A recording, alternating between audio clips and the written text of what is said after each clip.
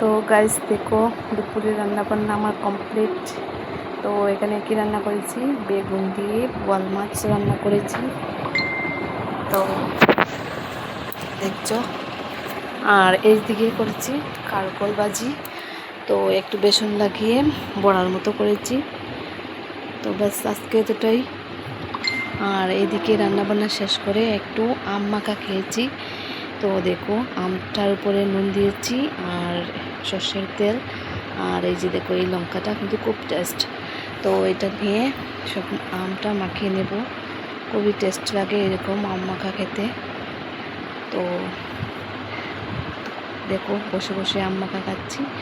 আর কে কী করছো একটু কমেন্ট করে বলবে। দুপুরে রান্নাবান্না শেষ, তো আম ভর্তা খাচ্ছি এখন। কে কে আম ভর্তাটা ভালোবাসো একটু কমেন্ট করে বলবে। অনেক দিন থেকে ভাবছি আম ভর্তা খাবো, তো আজকে খেয়ে নিলাম। Tata, bye bye.